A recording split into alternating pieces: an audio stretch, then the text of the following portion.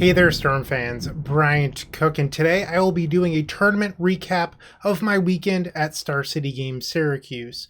Well, mostly a legacy recap. We're not going to talk about my modern performance, and that's just fine. I didn't do very well. If you're interested in watching me get crushed, you can check out Anurag's stream. You'll have fun if that's what you're into.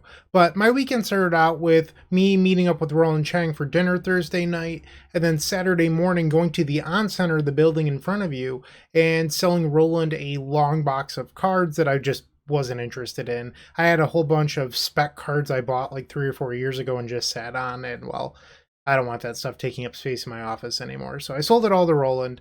And that's how my weekend started off. Saturday, scrubbed out, went home, recorded a video, and I think that Cyclestorm video will actually go live tomorrow. Fun fact. But then Sunday, I come back to the On Center, the building in front of you, and on my way in, I ran into Chris McCready, Zach Wilson, and Chris Dobbs, guys that I've been playing Magic with for the last decade or so, ever since the Jupiter Games era of Legacy into Mythic Games, and then from the Vault Games, a bunch of 2K series. I run into them, I say hello, we start chatting on the way in. They watch the YouTube channel, I'm sure they'll watch this, hey guys. And yeah, we start talking about like what they're playing today, blah, blah, blah. And on the way in, Zach alludes to the fact that he, wasn't happy with lands anymore or whatever. So I start looking at dealer booths for the weekend about like trying to sell cards so I can buy more cards, that sort of thing. There's a few things that caught my eye. And Zach comes up next to me and he starts selling his Mox Diamonds. I'm like, oh, hold on, that raises a red flag. You're the lands guy. And Zach tells me that he's actually switched to 8-cast and how 8-cast gives him more of the feel that he's looking for. I guess Zach has been playing a lot of blue in Modern and just loved that play in Legacy. Unfortunately for me, there's some foreshadowing here, but we'll get to that in a moment. So here's the event site, lovely On Center, it's fine. This room was actually better than the last time that I played an event here. Last time, I'm from Syracuse, so I've been there plenty of times. But last time it was like set up for later that afternoon, being like high school prom or something, and all of the lights were super dull, so it was really hard to see. It actually hurt my eyes. So the lights were a big improvement in my opinion.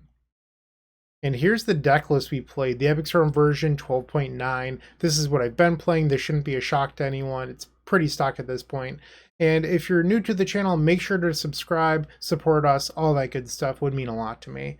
But if I'm not going to do a super in-depth deck tech, like we've been on 3 carpets in order to make room for a flex slot that's been pulverized. It's also been grape shot when we were expecting a lot of Veil of Summer. It could even be something like Massacre in a heavy Death and Taxes metagame. But with 8-cast being the deck, Pulverize was what we were looking to play here. There's 4 Galvanic Relay in the 75 on top of the carpets and Veil of Summer and Defense Grid. You could see why we call this deck the Delver Killer, because that's what it does.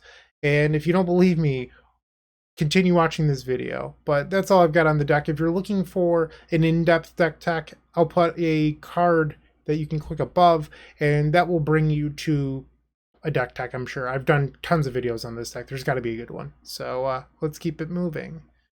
All right. And I said there was some foreshadowing. Round 1, Zach Wilson, the gentleman that I was talking to on the way in, switched to 8-cast and we got paired. I sit down and I tell Zach, like, you're an 80% favorite in this matchup. I can't beat you. The combination of Force of Will, Chalice of the Void, Cyborg Force of Negations, I'm dead in the water. So congrats on your free win. I even sign a token and give it to Zach. I carry Storm tokens with me that I give away with orders on the site. You can scan them. They subscribe you to the Epic Storm YouTube channel.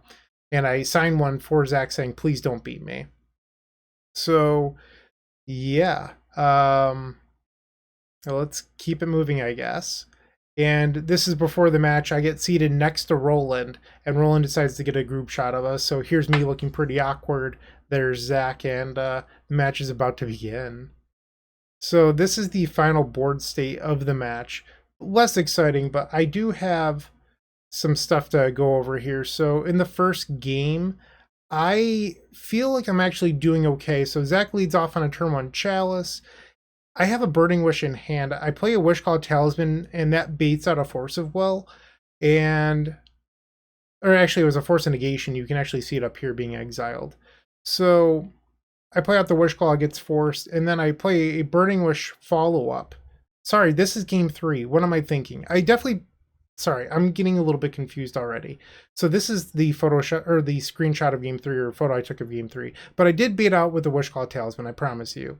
And then my Burning Wish resolves and I get Pulverize. And Zach sits back in his chair for a moment, thinks, and goes, okay. So Zach doesn't have a dominating board. There is a Saga with 1 counter on it. Zach's thinking, and plays a Kappa Cannoneer. Plays another artifact and passes the turn with 2 cards in hand. I know that Saga can make a huge construct on the end step.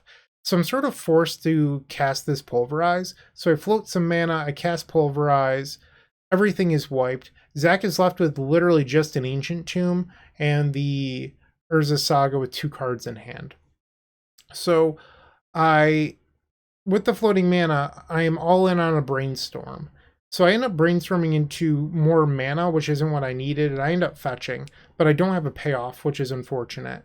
So I fetch and I cast Ponder, that misses, I shuffle.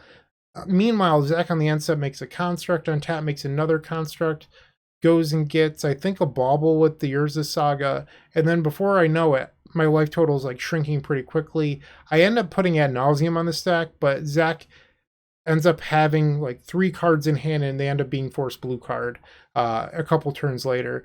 Zach didn't actually have the force when I played the Pulverize, but drew into it in the following turn. So I was just a little bit too slow in game 1. Game 2, I want to say that Zach mulligans to like 5. And I end up having a pretty strong relay draw. And the relay sort of just bullies Zach. It wasn't that exciting. And then game 3, Zach mulligans again. I keep a decent hand that has like Veil of Summer, Abrupt Decay, Ad Nauseam, but no protection. It's got a lot of mana and a Dark Ritual. So I think it's actually those cards I listed, Dark Ritual and 3 lands. So I keep this like sort of slower hand that I know that can combat the Chalice draw. So Zach does mulligan, leads on Chalice. I blow up the Chalice, and then we're in a sort of stalemate. And this stalemate lasts for a while, where Zach's not casting anything, and I end up drawing a Veil of Summer, and I think to myself, okay, on Zach's turn, I'm going to try to get him with like a Veil of Summer trick, where they play a Thoughtcast or something, I Veil, and then Ad Nauseam. Zach sniffed that play right out, and I can't do it. So we're continuing the draw go thing. Zach has yet to play a threat, no Urza Saga, nothing.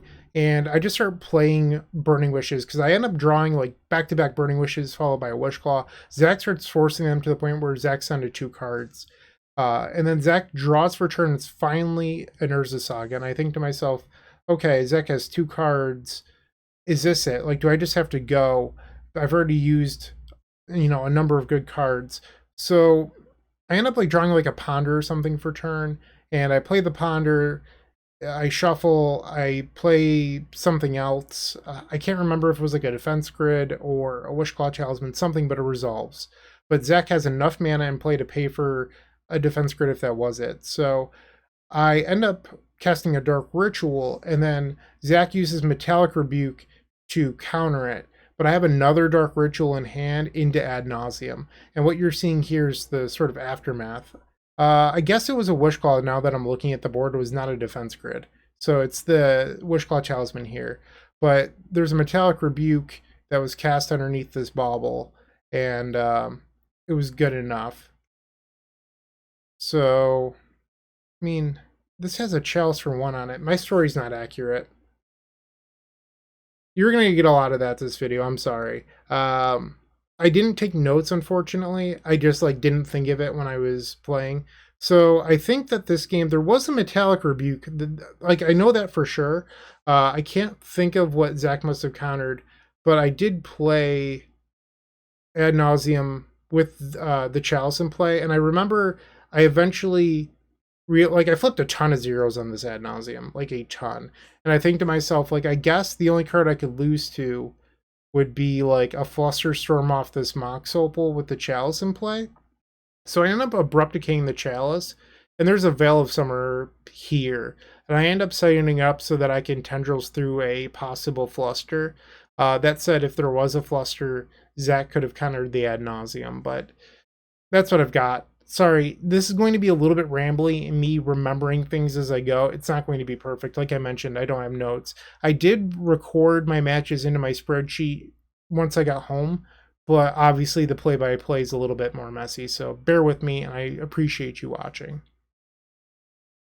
And then I get paired into Josh on Blue Red Delver. Josh seemed like a nice guy. I don't know who he is, but seemed pretty friendly.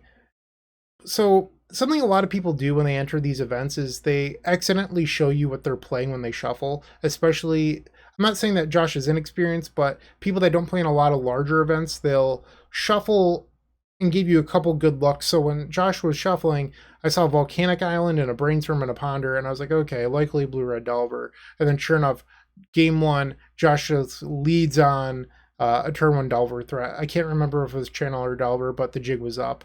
And I think game one was defined by on turn like 3, I cast a Burning Wish with an untapped mana in game one. And in that game, Josh could have forced the Burning Wish. I end up getting Galvanic Relay, and Josh is really deliberate with his plays. And he talks through like, well, I could force this, but like I don't know what you get. Like you could get like an Echo of Aeons or a Thoughtseize or whatever, and then just lets it resolve and I get Relay. And that Relay punishes Josh really badly, and I get the first game. And then here we are in game 2. I had a mulligan, and my new hand was a little bit light on mana, and my first draw of the game was Carpet. I'm like, okay, I'm going to sit on this Carpet. And then my second draw of the game was a Brainstorm. And Josh goes turn 1 Channeler into turn 2 Shredder. I play like a Wish Claw to test the waters. And then, yeah, that sounds right to me. So I play a Wish Claw to test the waters, and it resolves. On the following turn, Josh plays an Expressive Iteration, and I want to say Wastelands me. So I untap, and I'm like, okay, I think that now's the time to go. So with Josh being tapped out, I play the Brainstorm, which ends up finding this defense grid in another Dark Ritual, and I end up putting back the second Dark Ritual and the Veil of Summer that I had in my opening hand.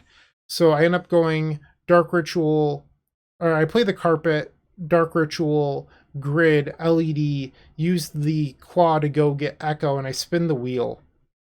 And I end up having to pass the turn, and then Josh has my Wish Claw, uses Wish Claw to go get Meltdown, and Meltdowns me to destroy a Mox Opal and then waste me so that I just have one mana source in play. So that would normally be fine, but Josh ended up giving me back the Wish Claw, and my hand was all mana. So I put this Peer into the Abyss on the stack over here that's hidden, and I have exactly 10 mana, so I can go Wish Claw into Burning Wish into Peer for exactly 10. I draw a whole bunch of cards and end the game. Not super exciting, but getting to use Galvanic Relay is a theme throughout this event for me. Like Galvanic Relay was by far the Storm Engine that I used the most, and Peer might have honestly been second. Like I know that we're the Ad Nauseam deck, but for this event, those two were really, really huge for me. Surprise, surprise, best deck in the format. We get it again. Blue-Red Delver from Sullivan Brophy. Roland told me after that Sullivan is actually known as the Dredge guy, and I was pretty surprised by Sullivan playing Blue-Red Delver. I end up winning the die roll in game 1, and I take a mulligan. And Sullivan, unlike my previous opponent, is very good at hiding what they're playing. It couldn't get a read from when they were shuffling. And their mannerisms didn't really strike me as like anything. Like normally I can look at someone and get an idea of what they might play or anything like that. I was cold on Sullivan, just no idea. So I end up looking at my 6-card hand, and I bought him a second copy of Wishclaw Talisman, and the other 6 are a Fetch Land, a Rite of Flame. I'm sorry, it was Badlands Rite of Flame. I do remember that. It was Badlands Rite of Flame, Lotus Petal, LED, Wishclaw. And I'm like, okay, this is a turn 1. So I start the game by going Lion's Eye Diamond, and I pause, because like if you lead on Lion's Eye Diamond, sometimes your opponents will think that you're actually on Dredge. So I lead on the Diamond, Sullivan just immediately lets it resolve, like doesn't care. So I then play another, and then I go Badlands, Rite of Flame. And I like give a look like, hey, I need this to resolve. And like instantly Sullivan forces it. And I'm like, okay, I got away with one there. Pitches Delver. So Sullivan goes like Island or like Volcanic Ponder or whatever. And on my turn, I go Lotus Petal, play a land that I drew for turn, Wish Claw, and Sullivan starts thinking, goes Resolve. I just immediately fetch, correct my diamonds, put Ad Nauseam on the stack, and that's game one. So in game two, Sullivan leads on turn one Delver threat, into turn two land go, end step brainstorms, and then sets up a one on top into counterbalance. And I'm like, okay, I did board in the two abrupt decays, so that's not a big deal. And if you're unfamiliar with the Epic Storm board plan for Blue Red Delver, it's not the same as the control matchup. So what you do is you take out 4 Ponders, and then you take out Ad Nauseam, and then you take out one of each Mox. So that's 7 cards total. You bring in 3 Carpet, 2 copies of Galvanic Relay, so that way you have 3 in the main deck, and then you bring in 2 copies of Abrupt Decay.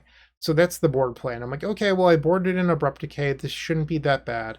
And I never find the Abrupt Decay while I'm taking 3 damage, and I sit back and I'm like, I don't have cantrips. Like, you board out Ponders, so I just don't find the Abrupt Decay, and I get stomped. So then we go into game number 3, where here's the final board state. So game 3 was very similar to game 2 in the fact that Sullivan took a mulligan, though.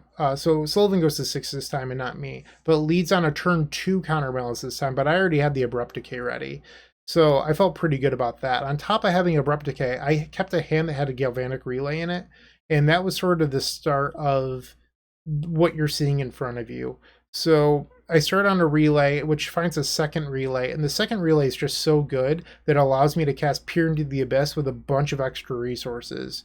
So what you're seeing here is double channeler, a Delver versus back-to-back relays into Peer. So running pretty hot. Then again, we are the Delver killer, and that's what I've got. And I've put an ad here, so if you're unaware, our Patreon is separate from our YouTube support. Our Patreon goes 100% to paying the site writers at the Epic Storm, and I truly do mean that. We're paying them, and if you want to help me pay them, the Patreon's how you help support that. But on top of that, you get articles 7 days early, which is pretty sweet at any level of Patreon support. So definitely go check that out. It's patreon.com/theepicstorm. All right, and then I get paired against Jeff White on Esper Cat, the Displacer Kitten deck. So I didn't know what Jeff was actually playing. Jeff sat next to me one round, but I just never bothered to look for some reason. And Jeff leads game number 1 after winning the die roll on Mishra's Bauble. And I'm like, okay, so Jeff's on like a predict pile, like probably a slow blue-white control deck. And Jeff leads on double basic, and I'm like, okay, there's a good chance that there's back to basics in this deck. And I remember I tried setting up with like something like a Wishclaw Talisman or something like that, and it gets forced. So I'm like, okay. And then Jeff misses a land drop on turn 3 and plays a Mox Amber. And I just sit back in my chair for a minute. I'm like, oh, that's what we're doing. And I had no idea that Jeff was on Esper Cat, and it was a pretty big red flag for me, and I just immediately changed my play patterns. I ended up getting the first game, but that information from the Mox Amber really changed the rest of the match, in my opinion. Because going into game 2, I didn't sideboard in Carpet of Flowers. So I saw basic planes, and if they're on a cat deck, they're going to kill us pretty quickly. So I didn't want to board in a card like Carpet where you're rewarded for a long game against a deck that could possibly kill you on turn 4. So game 2 is a little bit longer. Jeff has a couple counter spells, but ultimately double Galvanic Relay just buries Jeff. Let me check the spreadsheet to make sure that's accurate. Okay. Yeah, it was double Galvanic Relay into Peer in the Abyss, so it was pretty similar to match number 3. Yeah, Peer's a really strong card. Here's a nice photo of me against Jeff right there. And watching on to Rodney Bedell versus Chris McCready, who I would both face later. So this puts me at 4-0, and this was the other 3-0 match. So unfortunately, Rodney won that. Here's the final board state against Jeff. And join our Discord. Super sweet place. Definitely do that. So here's the final game. You'll see that there's a Teferi in play. There was a force that happens at some point. Good stuff. So Rodney wins and I get paired into Rodney, and I'm sorry. This is the only match where I forgot to take a photo of the board, mostly because Rodney just crushed me twice very, very quickly. Both games, Rodney opened up on Duress, Cantrip into Doomsday, and there was 9 games. Like, Rodney got to do what Doomsday does, and I did nothing. Like, they're not even interesting. Like, I did mulligan in both games, but it didn't really matter. Like, I just got Doomsdayed. Sometimes you have bad matchups. Sometimes for the Epic Storm, those matchups are Doomsday and 8-cast. I got pretty lucky against 8-cast. I could not pull off the luck again against Doomsday. Ooh, is this out of order? Where? Yeah, this is definitely out of order.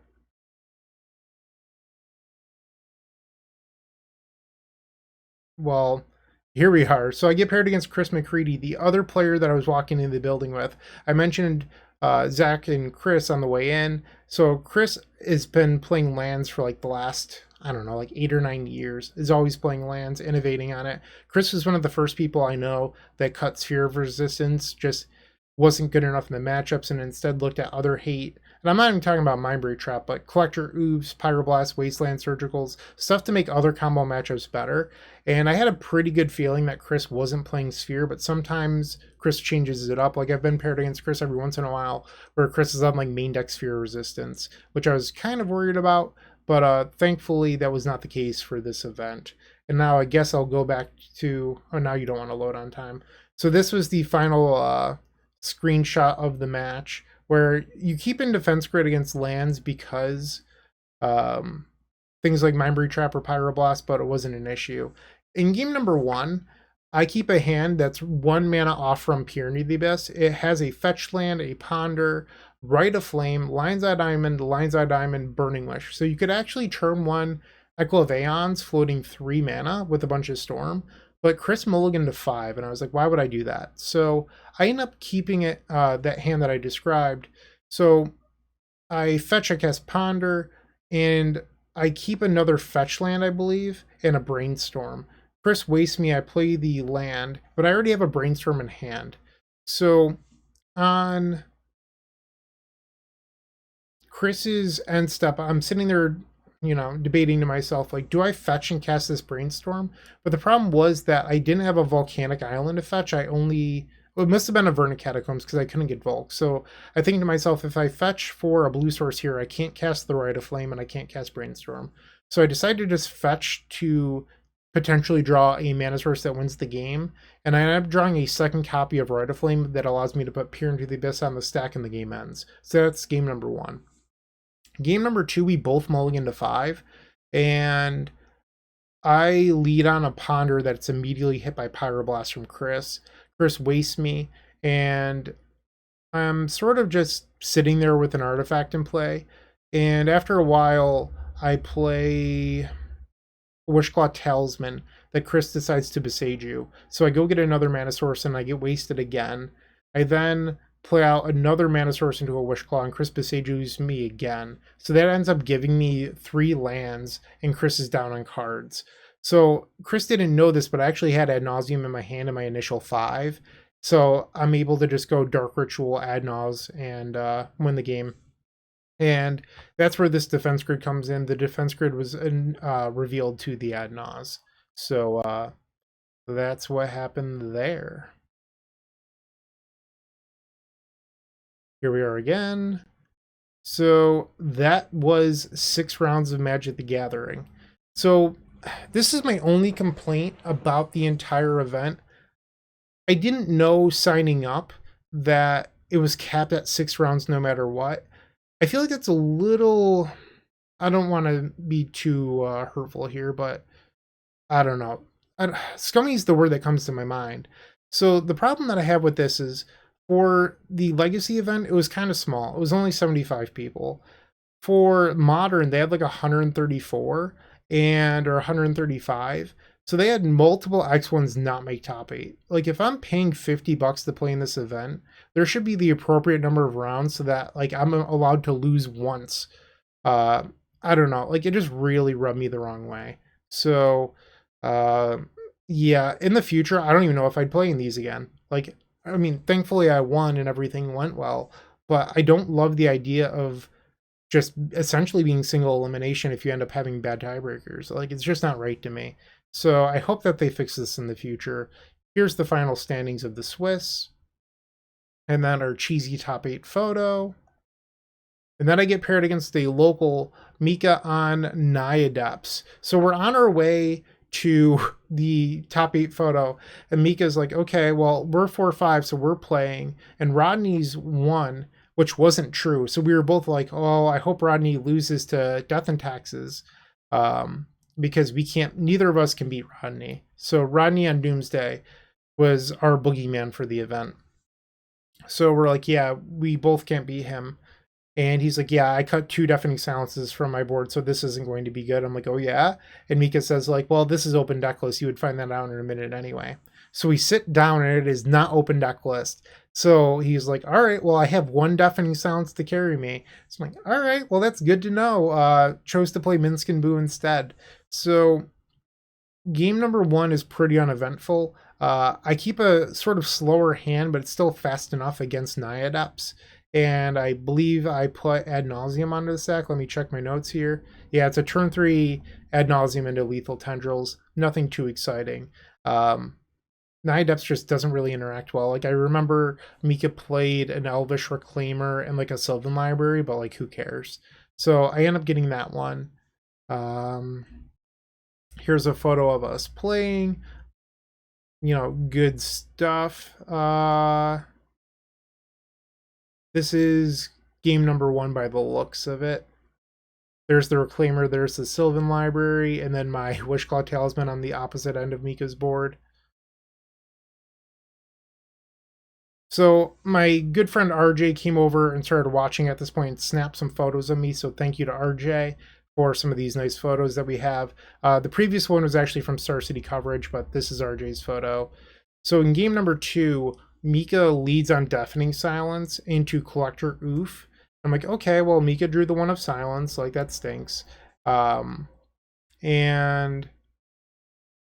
you know, can't do a whole lot. I get, like, double wasted. I end up relaying at one point, and the relay hits Abrupt Decay. Micah wastes me, but it also hits, like, a Chain of Vapor. I end up bouncing the Oof and, like, trying to relay again. Micah replays the Oof. I actually hit the second Chain of Vapor, I bounce it, and then I get wasted again. And I'm just stuck at this point where Micah doesn't know this, but I actually have Ad Nauseam in hand, but I can't make any mana. And I've used 3 of my 4 answers for the Oof, and I just tell Micah, like, let's just go to game 3. So that's what we do. And then here's RJ's photo of towards the end of the game in game number 2. I kept a hand game 3 where it was Ponder, land, like Dark Ritual, Lion's Eye Diamond, Lotus Petal. Like, I was all in on this Ponder. It did not have an answer to Deafening Silence, and it did not have a tutor. So I'm pretty nervous.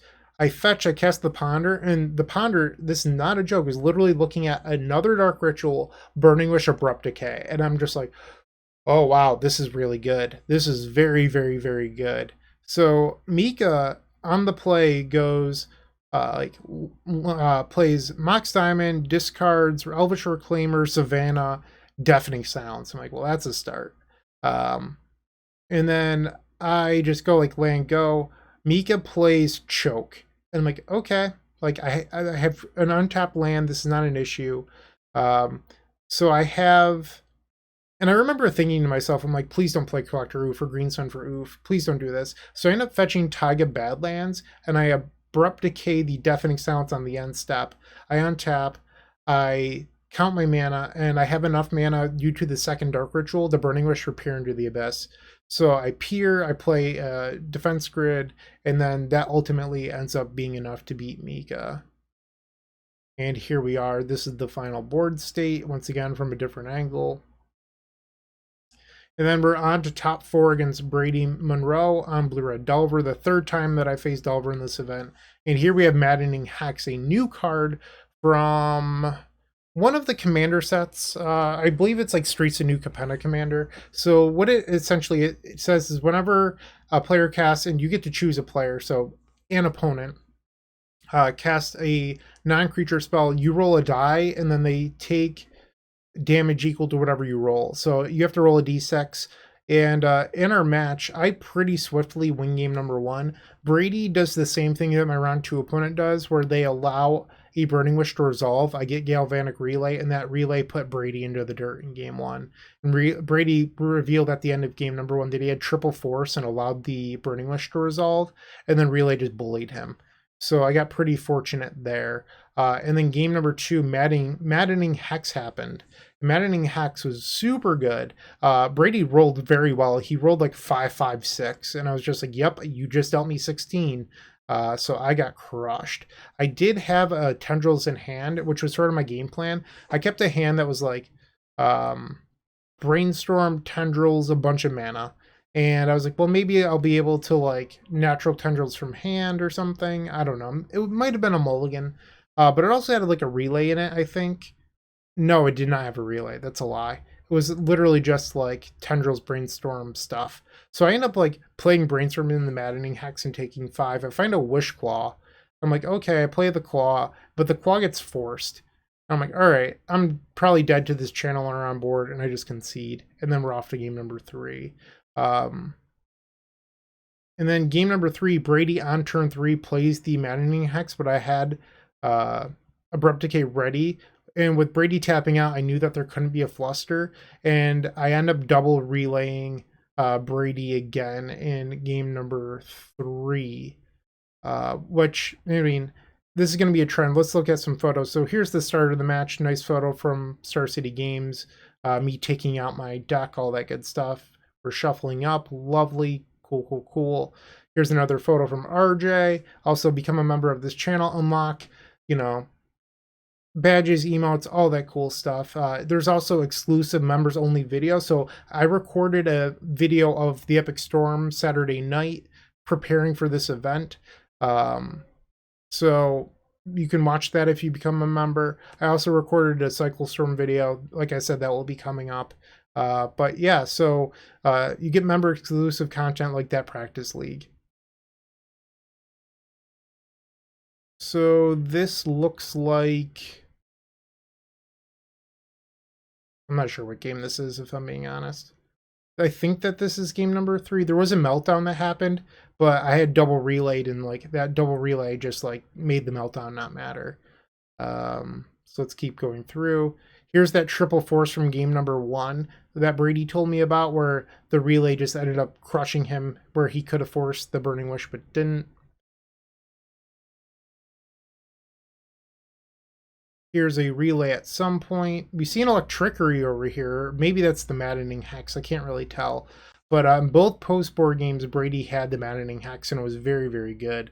That said, due to how Delver decks have shifted, we naturally just bring in Abrupt Decay anyway nowadays due to counterbalance. So I had the answer in my deck already. At some point, I end up playing a bait Brainstorm into my relay, and this Pyroblast ends up increasing my storm count into the relay, which was pretty nice. So the last note that I have on this match is, once again, I end up finishing the match with a Peer into the Abyss. I guess I forgot to take a final photo of the board or something. I believe I did do that, though. Maybe it's out of order again. No? Okay, so I did take a final photo of the board. I don't know where it's at, but there was a Peer into the Abyss. Once again, relays into Peer, because Peer's the best engine in the matchup just because it keeps your life total high enough. And I remember when I played the Peer, I was like, if you kept in double bolt, like, tip of the cap, because I will lose to double bolt here, but I'm going to cast this Peer into the Abyss. And sure enough, no one in the right mind leaves in bolt against Storm combo, so I end up getting the match. So then we're off to the finals versus Alex Rubin. But before we get to that, so when I started my match against Brady, I hear Alex and Rodney talking because they're sitting 5 feet away. And they're like, well, I have one idea of how this event is going to play out. How do you think it's going to play out? Rodney is, I think, not doing anything wrong. But Rodney knows that if he wins, that there's a good chance that he would beat me in the finals. And Rodney made the fair assumption that the deck called the Delver Killer would beat Delver in top 4. So Alex says, no, Rodney, I just want to play this out. Alex ends up, I believe, what I overhear is that like at one point brainstorms into like double force or something and ends up beating Rodney. So I was fortunate enough to face Alex in the finals and not Doomsday, and I was pretty thankful about that because Rodney was actually the second seed and not the first seed, so I was not in the same bracket. If you're unfamiliar with tournaments, 1-8 plays 4-5. So I was 4-5, so I ended up getting paired against the 1 seed on Blue Red Delver. So I would have avoided Rodney all the way to the finals, but instead I get Alex, who's on Delver once again. So this is my 4th matchup against Delver on the day. And if you're interested in watching some video coverage of this match, I uploaded a video that Anurag's coverage team created. That video went live 2 days ago. You can find that video in the card above. And that video, as I record this, is already at 8,000 views in just a little bit over 24 hours, which is pretty insane. So go check this out. The coverage team did an amazing job. You'll love it. But I'll do a little bit of a breakdown here. So once again, another great photo from RJ of this is actually game number 3. I let on Pedal Opal Chrome Mox for the trigger on the Satcast Brainstorm, and Alex deliberated here for a little bit and then decides to force the Brainstorm because he sniffed out the relay in my hand, and that actually ended up being the right play because Alex then went waste you, daze your carpet, and completely shut off the first relay. But fortunate enough for me, I ended up casting quadruple relay that game. All right, and here's one of the relays I cast this game. This is game number 2. Yeah, I mean, you can just go watch that video. I'm not gonna try to recreate this when you can just go watch it. Here was the second one where Roland took this photo, Roland Chang, who stuck around and watched the finals. But this is where like there's a point where the cover team was like, oh, Alex just slapped his hands. He was so excited about my relay being terrible. And here you're seeing the beginning of that clap. Kind of funny. A lot of people message me about the token pack. I'm actually sold out at the moment. That said, the tokens have already been reordered and they're on their way to me. They should be here from China in about a week, maybe 2 depending on shipping delays, but they'll be back. Come check them out. And if you're looking for that token pack, make sure to there's a link in the description below for joining our newsletter. So subscribe to our newsletter, you'll get an email that they're back in stock in a week or 2. So the token packs are coming back. A number of you have asked me, you can get them, just have to be a little bit patient. And another great photo from Roland Chang here. Final standings of the event. Me in first place, Alex Rubin, Brady Rodney, Sullivan on Is It Delver, Micah on Naya Depths. Jeremy Tibbetts was actually on Esper Stoneblade. It says not available, but it was Esper Stoneblade. And then Death and Taxes to round it out. Here's me being given my trophy. The photo that Roland took of me, not the SCG one. I don't know. It's just, I used the other one a bunch, so I just figured I'd upload a different one here. The next thing is me awkwardly signing playmats. So I used to get really, really uncomfortable when signing stuff, and I've sort of gotten over it, but it always still like sticker shocks me a little bit that anyone would want my autograph. So here I am signing 2 playmats, and then me and Roland after the event with the trophy. That's my tournament breakdown. I'm sorry that I don't have a perfect memory and that I didn't take any notes on this. I just didn't think of it. It's been so long since I played in an event where pre-COVID I used to take notes religiously in between rounds, and this event I just never thought of it, and unfortunately it led to, you know, this instead of like a tournament report. But hopefully you enjoyed my recap. Thanks for watching, keep storming, and see you next time. Hey, Bryant Cook here. I hope you enjoyed this video. If you did, please like and subscribe, but also follow the social media channels down below. If you want to support this content directly, I would recommend going to theepicstorm.com/shop. And if you need a little bit of assistance with the Epic Storm to get to that next level, I would recommend going to theepicstorm.com/tutoring. Don't worry, there's more great content coming right up.